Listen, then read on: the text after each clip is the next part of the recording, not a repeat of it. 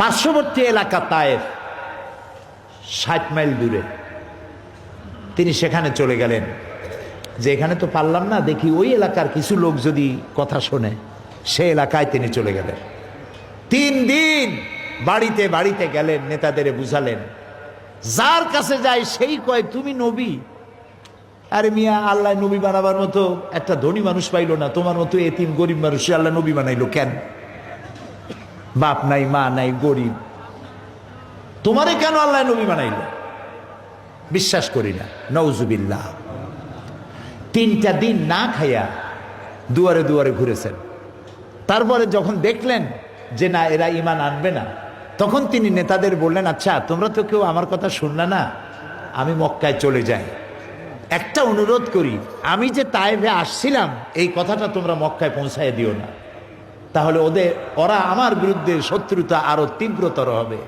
এই কথাটা কইও না।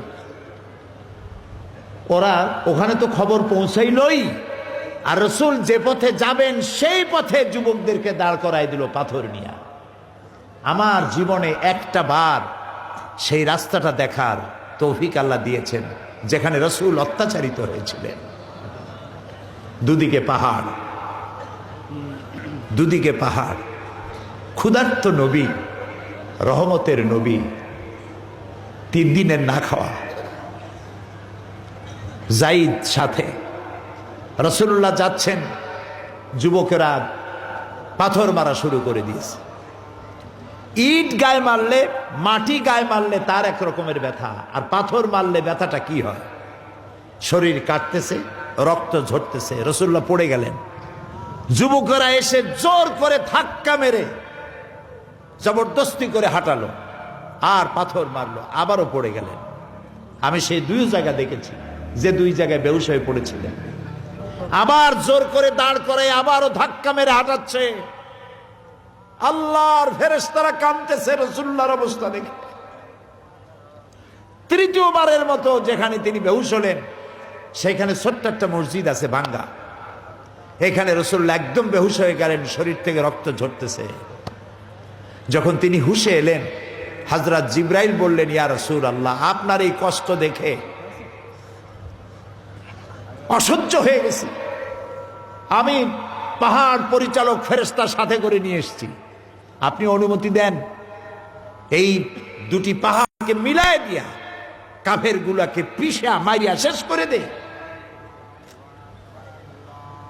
আল্লাহর নবী বলেন, জিবরাইল, আমি যদি হুকুম করি আর আমার হুকুম মতো পাহাড় চাপা দিয়া সবগুলি তায়েফের মানুষগুলি যদি সব মেরে ফেলে দাও, একটা কাফেরও যদি বেঁচে না থাকে, তাহলে আমি কার কানে পৌঁছাবো? লা ইলাহা ইল্লাল্লাহু মুহাম্মাদুর রাসূলুল্লাহ।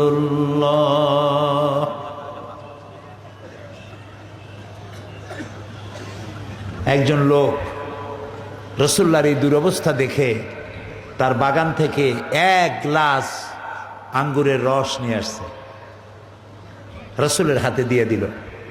নবী করিম সাল্লাল্লাহু আলাইহি ওয়াসাল্লাম আঙ্গুরের গ্লাসটা হাতে নিয়ে বললেন, তোমার নাম আত্তাস? লোকটি বলল, আমার নাম আত্তাস। তোমার বাড়ি ইউনূস আলাইহিস সালামের গ্রামে, সেই এলাকায়? তিনি বললেন, হ্যাঁ।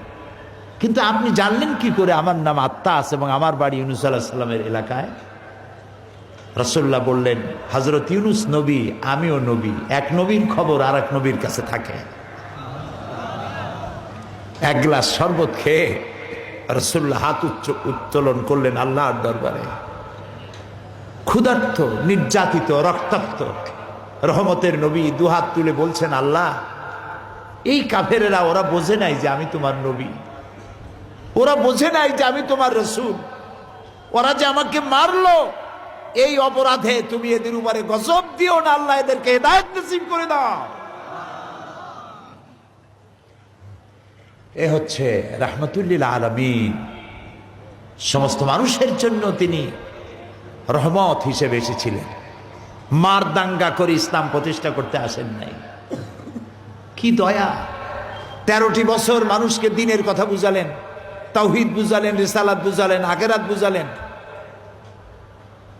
এখন একটি পর্যায়ে এসে গেছে, আল্লাহ তাআলা হিজরতের জন্য হুকুম করলেন। শত শত কাফেররা রাসূলের ঘর ঘিরে ফেলেছে। জিবরাইল এসে বললেন, আল্লাহ আপনাকে হুকুম করেছেন হিজরতের জন্য, ঘুমের থেকে জাগুন। নবীজি হযরত আলীকে ডেকে বললেন, আলী, আমাকে তো আল্লাহ তাআলা হিজরতের জন্য অর্ডার করেছেন, তুমি আমার বিছানায় শুয়ে থাকো, আমার চাদরটা গায়ে দিয়া শুয়ে থাকো। হযরত আলী বলেন, ইয়া রাসূলুল্লাহ, আপনার বিছানার উপরে আপনার চাদর গায়ে দিয়ে আমি শুয়ে থাকবো। সকালবেলায় কাফেরেরা আপনার চাদর গায়ে দেওয়া অবস্থায় আমি আলীকে তারা মোহাম্মদ মনে করে তারা তাদের তরবারি দিয়া আমাকে টুকরা টুকরা করে দুনিয়া থেকে বিদায় করে দেবে। আমার তাতে কোনো আপত্তি নাই, কষ্ট নাই, বরং আমার মনের তৃপ্তি এই হবে যে আমি আলীর জীবনের বিনিময়ে আল্লাহ তাআলার নবীকে আল্লাহ হেফাজত করেছে। রাসূলুল্লাহ চলে গেলেন। যাওয়ার সময় চতুর্দিকে কাফের দাঁড়ানো, যাবেন কেমনে? বাইরেলি তো দেখবে। আল্লাহ তাআলা রাসূল এক মুঠ বালি হাতে নিলেন, বালুগুলো হাতে নিয়ে ওর উপরে দম করলেন, ফু দিলেন, ছেড়ে দিলেন। ঘরের চতুর্দিকে যত কাফের ছিল সবগুলি কাফের চোখের ওই বালিগুলো চলে গেল। এরা চোখ ডলা, চোখের মধ্যে বালি গেলে কি হয়, চোখ ডলাডলি শুরু করলো। এই ফাঁক দিয়া তিনি চলে গেলেন, কেউ দেখলো না। আল্লাহ রাব্বুল আলামিন পরবর্তী সময়ে নবীজিকে বলেন, ওয়ামা রামাইতা ইয রামাইতা ওয়ালাকিন্নাল্লাহা রামা। হে নবী, আপনি নিক্ষেপ করেন নাই, যখন আপনি নিক্ষেপ করেছিলেন আপনি তো বালিগুলো ছাড়িয়ে দিছেন, আর কাফেরদের চোখে বালি পৌঁছবার দায়িত্ব আমার কুদরত গ্রহণ করেছিল। হযরত আবু বকরের বাড়ি গিয়ে রাসূলুল্লাহ ডাক দিলেন, আবু বকর। গভীর রাত, এক ডাকে জবাব, লাব্বাইক ওয়া সাদাইক ইয়া রাসূলুল্লাহ, আমি হাজির। রাসূলুল্লাহ জিজ্ঞেস করলেন, আবু বকর, এত রাত্রে জিবরাইল আমারে উঠাইছে ঘুমের থেকে, তুমি এক ডাকে উঠলা কেমনে? হযরত আবু বকর বলেন, ইয়া রাসূলুল্লাহ, আপনি আমাকে বলেছিলেন হিজরতের হুকুম হতে পারে আর আমাকে সাথে করে নিয়ে আপনি হিজরত করবেন। আমি মনে করলাম নবীজি কত রাত্রে আসেন, আর আমাকে যদি দরজায় দাঁড়াইয়া ডাকাডাকি করে আর আমার উঠতে যদি দেরি হয়ে যায় নবীজির সঙ্গে বেয়াদবি হয়ে যাবে, এইটা মনে করে আপনি আসা পর্যন্ত আমি এই দরজার সঙ্গে পিঠ লাগাইয়া দাঁড়াইয়া ঘুমাচ্ছিলাম। হযরত আবু বকরকে সঙ্গে করে নিয়ে রাসূলুল্লাহ মিসফালার ভিতর দিয়ে জাবালে কেদোয়ার উপর দিয়ে গাড়ে সরে চলে গেলেন। সূর পাহাড়ে ছোট্ট একটা জায়গার মধ্যে, একটা খুপড়ির মধ্যে, একটা গুহার মধ্যে তিনি আশ্রয় নিলেন। কাফেরেরা খুঁজতে খুঁজতে জায়গায় চলে এলো। একজনে বলল ওর মধ্যে আছে, আর একজনে কয় নাই, একজনে কয় আছে, আর একজনে কয় নাই। হযরত আবু বকর বলছেন, ইয়া রাসূলুল্লাহ, আমরা তো ধরা পড়ে গেছি। সূরা তাওবার মধ্যে আল্লাহ তাআলা বলেন, ইয ইয়াকুল লিসাহিবিহি লা তাহজান ইন্নাল্লাহা মা'ানা। যখন তিনি উদ্বিগ্ন হয়ে পড়েছিলেন রাসূলুল্লাহ বললেন, লা তাহজান, হে আমার সাথী, ভয় পেও না, আমরা মাইনরিটি নই, আমরাই মেজরিটি, কারণ আল্লাহ রাব্বুল আলামিন আমাদের সাথে আছেন। নবী করিম সাল্লাল্লাহু আলাইহি সাল্লাম এইখান থেকে রওনা করলেন মদিনায়। দিনে রাতের বেলায় চলেন, দিনে আশ্রয় নেন, কখনো উঠে কখনো হেঁটে। এদিকে সুরাকা, সে বহু টাকার পুরস্কারের বিনিময়ে রাসূলুল্লাহর পিছনে ধরেছে। কত বড় রহমতের নবী দেখুন। যেতে যেতে 100 লাল উট পাবে সে, এই লাল উট পাওয়ার লোভে পিছনে পিছনে দৌড়াচ্ছে। পেয়ে গেছে, পথিমধ্যে পেয়ে গেছে।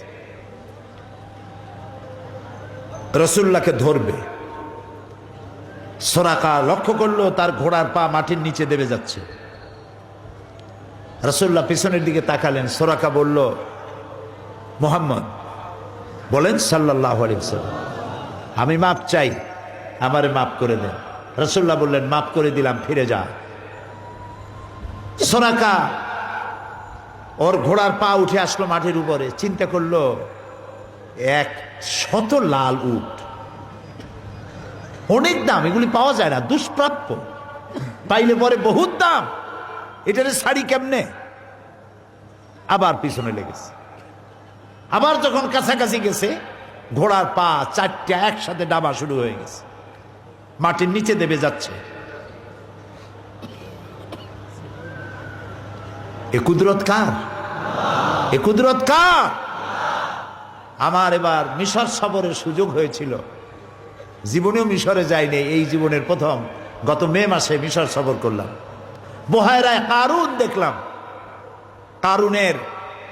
কারুনকে দিনের দাওয়াত দিলেন মুসা আলাইহিস সালাম, দাওয়াত তো মানলই না। অর্থকড়ি সম্পদ এত বেশি ছিল, 56,000 একর জমিনের উপরে ছিল তার সম্পত্তি, অর্থাৎ তার সম্পদ রাখার জায়গা। বহু সংখ্যক উট বহন করত তার সম্পদের রক্ষণের চাবি। সে তো মুসা আলাইহিস সালামের কথা মানলই না, আরো বিরোধিতা করলো, তার উপরে তোহমাত আনলো।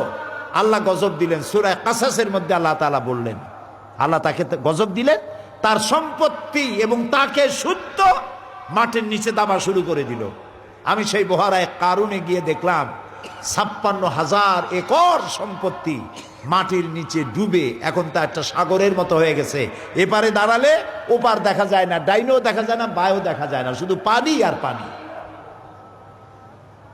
আল্লাহ তাআলা বলছেন, কুল সিরু ফিল আরদ ফানজুরু কাইফা কানা আকিবাতুল মুকাজ্জিবিন, পৃথিবী ঘোরো আর দেখো মহাসত্যের অস্বীকারীদেরকে আমি কি পরিণতি করেছি, চাইয়া দেখে আসো। ফেরাউনরেও দেখছি, সেটা পরের কথা, পরে বলবো। ফেরাউনরে এত ওয়াজ করছি, ফেরাউনের আর কোরআন শরীফে ফেরাউনের এত ঘটনা, শয়তানটারও দেখে আসছি।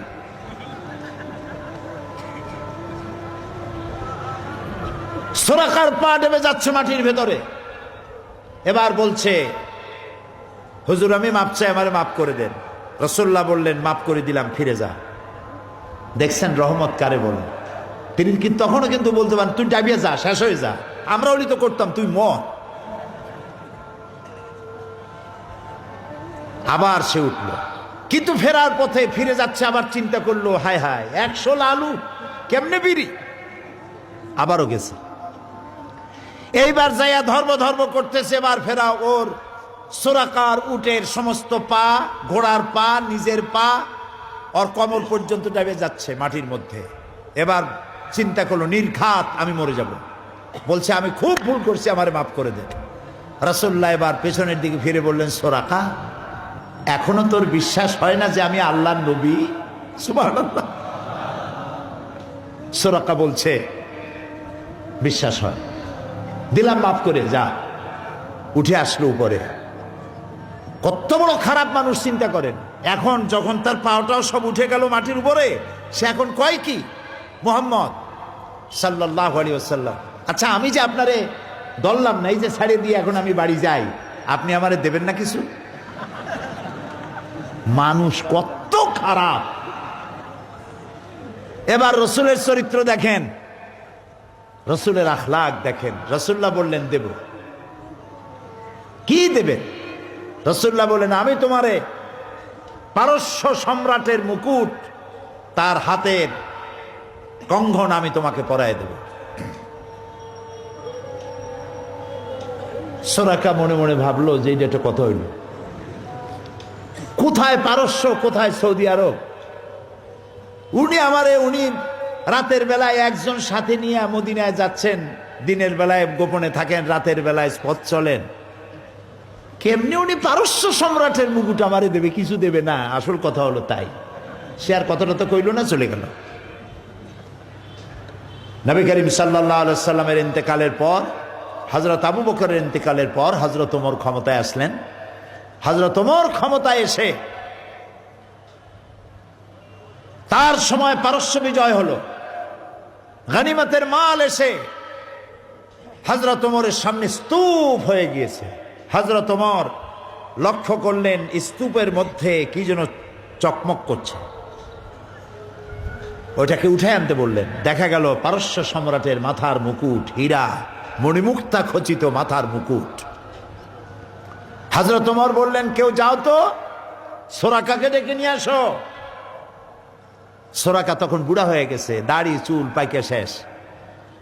সোরাকা এলো, হযরত ওমর পারস্য সম্রাটের মুকুট হাতে নিয়ে দাঁড়ায় গেলেন, সোরাকার মাথায় পরালেন আর বললেন, সোরাকা, আল্লাহর নবীর ওয়াদা কখনো মিথ্যা হয় না। রাসূলুল্লাহ মদিনায় চলে গেলেন।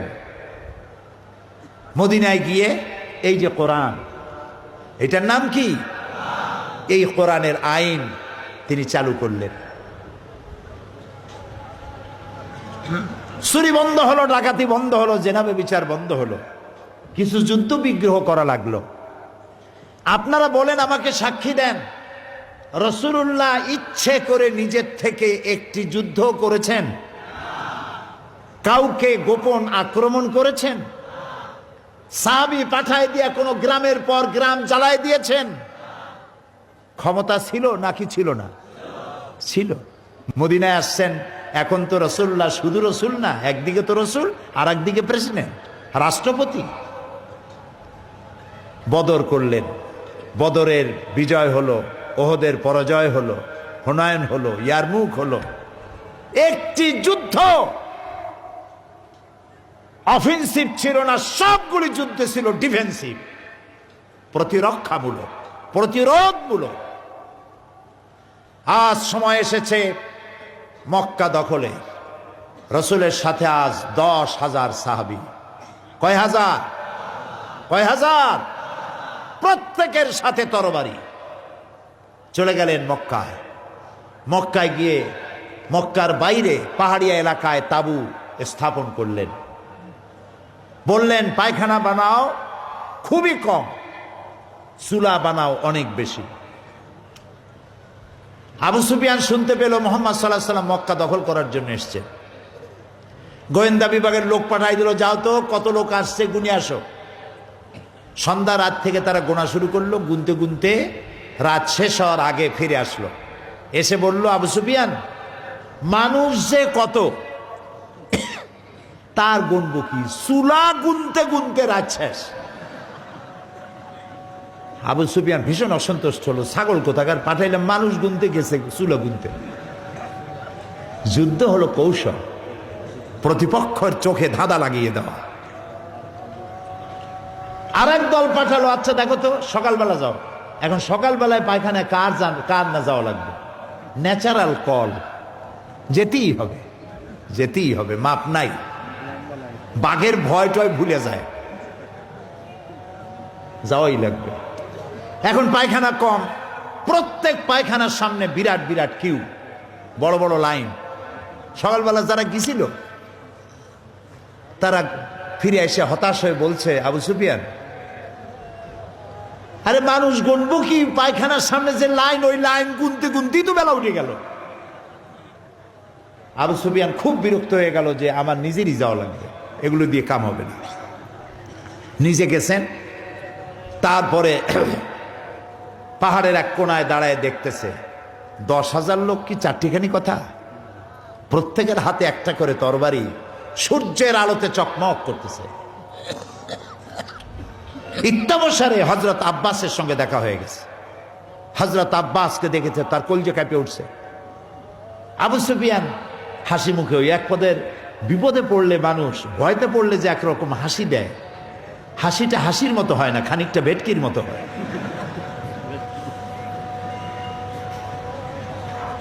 কষ্টে হাসি, একটু হাসি দিতে গিয়ে বলছে, আব্বাস, তোমার ভ্রাতুষ্পুত্র, তোমার ভাইয়ের ছেলে তো বড় বাচ্চা হয়ে গেছে, এত লোক নিয়ে আসছে। হযরত আব্বাস বলেন, আবু সুফিয়ান, তোমার চক্ষু তোমাকে প্রতারণা করতেছে, তোমার চোখ তোমার সাথে ধোঁকাবাজি করতেছে। তোমার চোখ দুটো ভালো করে ডলো, চোখ দুটি ভালো করে মোছো, তারপরে